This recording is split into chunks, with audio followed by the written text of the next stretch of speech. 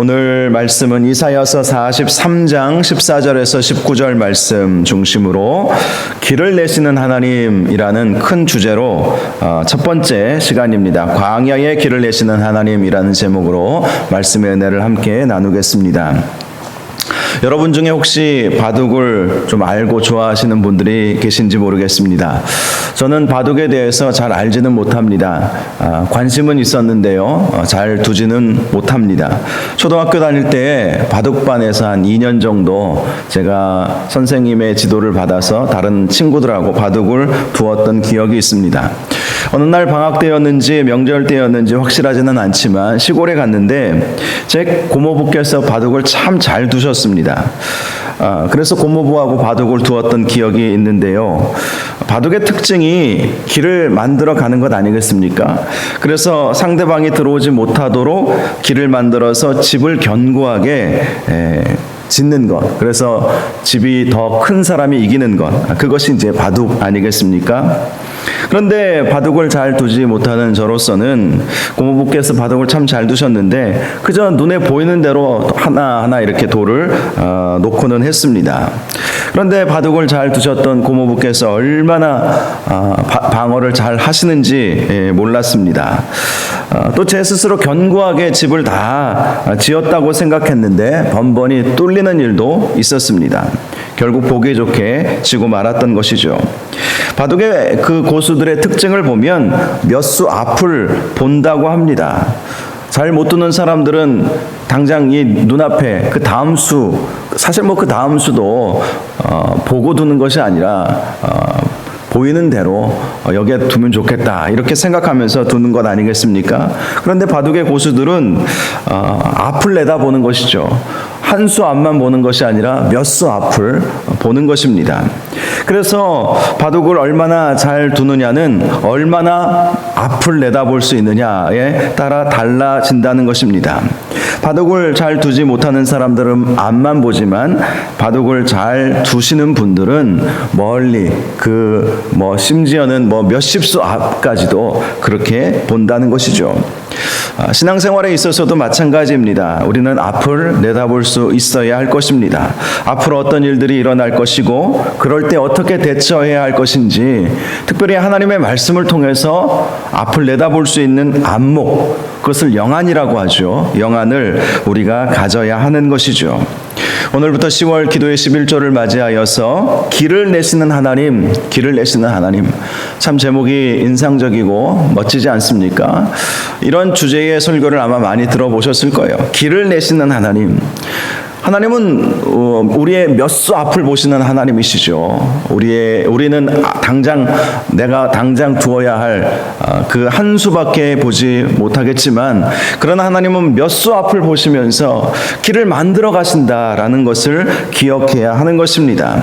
특별히 오늘 첫 번째 시간으로 광야의 길을 내시는 하나님, 광야의 길을 내시는 하나님이라는 주제로 말씀을 함께 나누고자 하는 것입니다.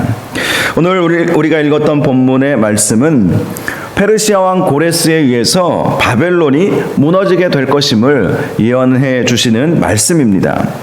14절 말씀, 너희의 구속자요 이스라엘의 거룩한 이 여호와가 말하노라. 너희를 위하여 내가 바벨론에 사람을 보내어 모든 갈대아 사람들에게 자기들이 연락하던 배를 타고 도망하여 내려가게 하리라 라고 말씀해 주고 있습니다. 이 말씀을 보시면 먼저 우리 하나님에 대해 이렇게 말씀하고 있죠. 너희의 구속자요 이스라엘의 거룩하신 이 여호와라고 말씀하고 있습니다. 그렇습니다. 하나님은 우리의 구속자이시죠. 구원자이십니다. 하나님은 하나님의 자녀를 결단코 포기하지 아니하시고 버리시지 아니하신다는 것입니다. 당시 유다 백성은 바벨론 포로로 끌려가 있었지만 이 말씀이 얼마나 위로가 되었겠습니까? 우리 하나님은 구속자다, 구원자다, 결코 우리를 버리지 아니하시는 하나님이시다. 그리고 우리 하나님에 대해서 이렇게 말씀하고 있습니다. 이스라엘의 거룩한 이 여호와, 이스라엘의 거룩하신 분, 그렇죠. 하나님의 속성 중에 하나가 거룩함 아니겠습니까? 그래서 하나님은 우리가 거룩하기를 원하시는 것이고, 거룩해지도록 시험거리도 주시는 것이고, 또 환난도 오게 하시는 것이죠. 여러분, 시험에 여러 가지 종류가 있지 않습니까? 예전에 야고보서 강해를 통해서 말씀을 드린 기억을 하실 것입니다. 시험은 여러 가지가 있어요. 사단이 주는 temptation, 유혹, 그런 시험도 있죠. 그리고 환난이 있죠. trial, 환난, 우리에게 오는 환난이 있습니다. 또 하나님의 테스트가 있죠. 다 모두 시험에 속하는 것이죠. 그러나 환난이나 시험이나 이 모든 것들은 하나님의 테스트, 하나님의 시험을 결코 넘어설 수가 없는 것이죠. 욥기 말씀을 통해서도 우리가 그 사실을 발견할 수 있지 않습니까? 사단이 시험을 했어요, 욥을. 그러나 하나님의 이 허락하심의 그 범주 아래에 있었다는 것을 우리가 기억해 볼 필요가 있는 것이죠. 여러분, 그렇습니다. 우리가 시험에 빠지거나 우리가 환난을 당하거나 하나님의 테스트가 우리에게 있다 할지라도 하나님께서 우리와 함께 해주시고 우리를 도와주시면 하나님은 그것을 통해서 우리를 구원하여 주시고 우리를 거룩함으로 인도하여 나가신다는 사실을 기억하시기를 바랍니다. 그래서 바로 바벨론 포로 기간이 유다 백성들에게 있어서는 다시 한번 하나님께로 돌아가는 기회가 된 것 아니겠습니까? 하나님을 다시 한번 찾고 우리의 구원자이신 하나님, 우리를 거룩하게 만들어 가시는 하나님을 믿고 하나님 앞에 나아가는 기회가 되었던 것이죠. 14절에 우리가 읽었던 본문 말씀을 보면 하나님은 바벨론에 사람을 보내시겠다라고 말씀하고 있습니다. 하나님께서 보내시는 사람은 역사적으로 페르시아 왕 고레스를 말하는 것이죠. 당시 바벨론의 그 통치, 느부갓네살 이후로부터 시작한 바벨론의 통치가 영원할 것 같았지만 하나님께서는 사람을 보내셔서 그 바벨론을 무너뜨리시겠다라고 말씀을 하시는 것입니다. 특별히 바벨론이 도망가는 모습을 보면 그들이 연락하던 배를 타고 도망하여 내려가게 될 것임을 말씀하고 있습니다. 자, 이 말씀은 어떤 의미냐면 당시 바벨론의 고관 대신들이 서로 배를 타고 피신하고자 연락한다는 그러한 말씀을 하고 있는 거예요. 한마디로 바벨론의 멸망이 완전히 이루어질 것이다. 다시는 일어서지 못하도록 바벨론은 완전히 멸망하게 될 것이다. 하나님의 간섭하심과 하나님의 역사하심으로 말미암아 이스라엘을 무너뜨리고 포로로 끌고 가버렸던 그 바벨론은 다 무너지게 될 것이다 라고 말씀해 주시는 것입니다. 15절 말씀 보시면 그러한 역사를 이루시는 우리 하나님에 대해서 더욱더 구체적으로 말씀해 주고 있지요. 나는 여호와 너희의 거룩한 이요 이스라엘의 창조자여 너희의 왕이니라. 이 하나님의 자기 하나님을 소개하시는 이 하나님의 이 말씀이 저와 여러분에게도 선포되는 하나님의 말씀임을 믿으시기를 바랍니다. 나는 여호와라고 하는 이름이 어떤 것입니까? 어떤 의미입니까? I am that I am. 나는 스스로 있는 자다. 나는 나다라는 그런 말씀인 것이죠. 나 외에는 다른 신이 없다라는 것입니다. 하나님만이 유일하신 참 신이심을 말씀해주고 있는 것입니다. 또 우리 하나님은 거룩한 이시라고 말씀하고 있죠. 이렇게 이스라엘 백성을 구원하여 주시고자 하시는 이유가 이 하나님의 거룩함을 드러내기 위해서라는 것이죠. 당시 바벨론은 극악무도한 나라 아니었습니까? 수많은 나라와 민족들을 칼로 무너뜨리고 특별히 유다를 무너뜨릴 때는 어떠했습니까? 예루살렘 성전을 완전히 무너뜨려 버리지 않으셨습니까? 물론 당시 예루살렘 성전에 하나님의 영이 떠나갔던 것은 사실이죠. 성전이 성전의 기능을 제대로 발휘하지 못하였던 시대적 상황을 우리는 잘 알고 있습니다. 그래서 하나님은 떠나셨지만, 그러나 바벨론이 성전을 무너뜨리고 하나님의 백성을 사로잡아가고 예루살렘 성을 완전히 무너뜨리고 유다를 멸망시킨 것은 하나님께서 결코 그대로 그들을 간과할 수 없었던 일이라는 것을 우리가 알 수 있는 것입니다. 그들은 잠시 이스라엘을 징계하기 위한 도구로 사용되었을 뿐 하나님은 그들의 잔인 무도함을 결코 용인하지 아니하셨다는 것입니다. 그래서 이스라엘을 구속하기로 작정을 하신 것이죠. 어제 주일 말씀 통해서 나누었던 것처럼 칼을 가진 자는 다 칼로 망하게 되는 것 아니겠습니까? 바벨론은 칼로 세상을 제패했지만 결국 그들이 휘둘렀던 칼이 다시 그들에게로 돌아와서 멸망당하게 될 것임을 말씀을 하셨던 것입니다.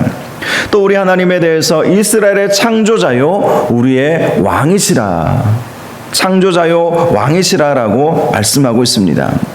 하나님은 하나님께서 창조하신 이스라엘, 더 나아가 저와 여러분들을 결단코 영원히 사라지게 하지 아니하신다는 것입니다. 왜죠? 하나님 우리를 창조하셨기 때문에, 또 우리의 왕이시기 때문이라는 것입니다. 전능하신 하나님께서 우리의 왕이 되어주시기 때문에 우리를 영원토록 보호하시고 우리를 다스리시고 우리를 통치하기를 원하신다라는 것입니다. 특별히 예수의 이름으로 구원받고 하나님의 자녀된 저와 여러분들, 하나님이 구원받을 수 있도록 이끌어 주시지 않았습니까? 로마서 8장 29절에서 30절 말씀을 보면 하나님께서 미리 아셨다고 말씀하고 있어요. 미리 아시고 또 미리 아신 자들을 그 아들의 형상을 본받게 하기 위하여 미리 정하셨다. 아들의 형상을 본받게 하기 위해서, 이 말씀은 구원에 이르도록 이라는 의미를 가지고 있는 것이죠. 하나님께서 우리를 미리 아셨고 창조하셨던 하나님이시기 때문에, 우리를 창조하신 분이시기 때문에 우리를 미리 아셨고 아들의 형상을 본받게 하기 위해서 우리를 구원받도록 정하셨고, 또 미리 정하신 그들을 부르신 그들을 또한 의롭게 하시고 의롭다 하신 그들을 영화롭게 하셨느니라, 이렇게 말씀하고 있지 않습니까? 저와 여러분이 바로 그렇게 창조된 하나님의 자녀이기에 하나님은 결코 저와 여러분을 버리시지 아니하시고 우리의 왕이 되어주셔서 우리를 다스리시고 보호하여 주신다라는 사실을 믿어야 할 것입니다. 특별히 오늘 본문 말씀을 보면 이러한 하나님의 능력을 홍해 사건을 통해서 보여주고 있음을 볼 수가 있습니다. 16절과 17절 말씀, 나 여호와가 이같이 말하노라. 바다 가운데에 길을, 큰 물 가운데 지름길을 내고 병거와 말과 군대의 용사를 이끌어내어 그들이 일시에 엎드러져 일어나지 못하고 소멸하기를 꺼져가는 등불 같게 하였느니라.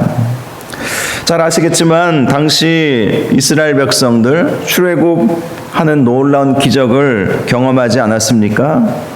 바로가 끝까지 붙잡았어요. 그런데 하나님께서 모세를 통해서 10가지 재앙을 내리심으로 말미암아 바로가 이스라엘 백성을 놓아주게 되었죠. 그러나 이 바로의 마음이 다시 돌아와 버린 거예요.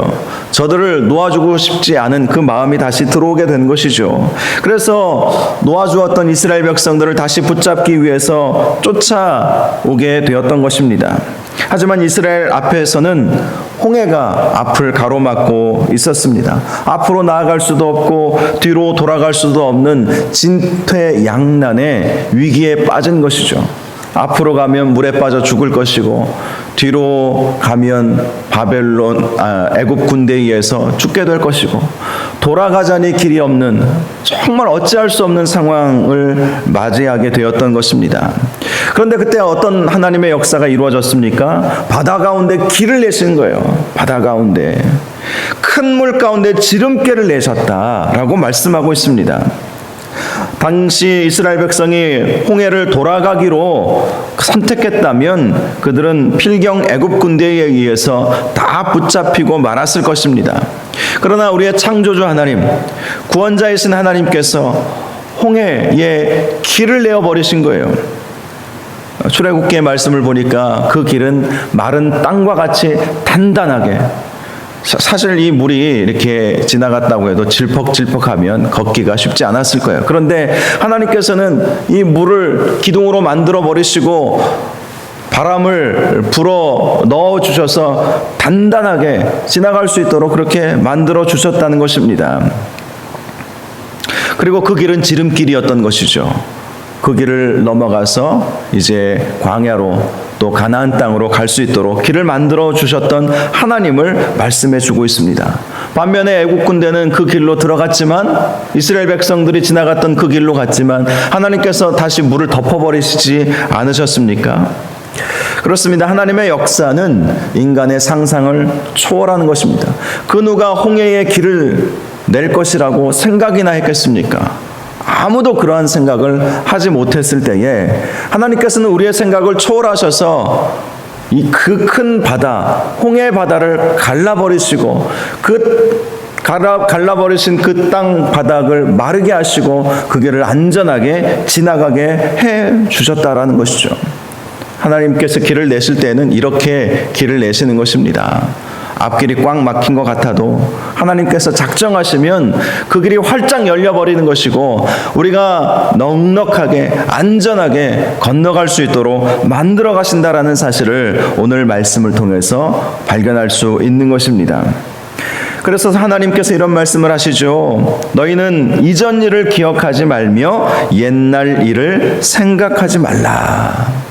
이전 일, 옛날 일을 기억하고 생각하면 하나님의 새 역사, 길을 만들어 가시는, 새로운 길을 만들어 가시는 하나님의 그 새 역사를 경험할 수가 없다는 것입니다.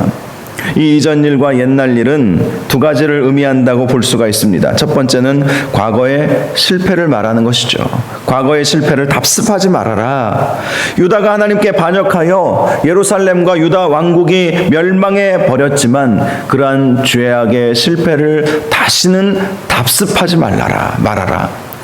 답습하지 않을 때, 즉 하나님 한 분 바라보고 의로운 하나님의 백성이 되고 거룩한 하나님의 자녀가 되어 나아갈 때 반드시 길이 열리는 역사가 있을 것이다. 저와 여러분의 삶 속에서도 길이 열리는 놀라운 은혜와 축복이 있기를 바랍니다. 두 번째, 이전 일과 과거, 옛날 일은 과거의 부정적인 경험을 말하는 것이죠. 과거에 받았던 절망감들, 또 상처들, 실패와 같은 경험들, 그러한 모든 것들을 말하는 것입니다. 그런 것들을 기억하지도 말고 생각하지도 말아라. 과거의 실패에 머물러 있지 말라라고 말씀을 하시는 것입니다. 과거의 상처에 머물러 있지 말라라고 말씀을 하시는 것입니다. 과거에 메어버리면 새로운 길이 보이지도 않고, 보인다 할지라도 가면 뭐 하나 안 될 것 뻔한데, 사람들이 이렇게 생각하지 않습니까? 이게 상처가 치유받지 못하면 이런 일들이 생기는 거예요. 상처는 치유받아야 하는 것입니다. 우리의 죄악은 벗어버려야 하는 것이죠. 바로 이것이 이전 일을 기억하지 말며 옛날 일을 생각하지 말아라. 과거의 죄악을 답습하지 말고 실패했던 그 좌절감, 절망감으로부터 치유받아 벗어나야 하나님의 새로운 역사, 길을 내시는 하나님의 은혜를 경험하게 된다는 것입니다. 아시겠지만 코로나로 인해서 세상의 변화 속도가 참으로 빨라지고 있죠. 어차피 세상의 변화는 예견되어 있는 일이었습니다. 그런데 이번 코로나로 인해서 그 변화의 속도가 더 빨라지고 있다는 것을 우리는 체감하고 있습니다.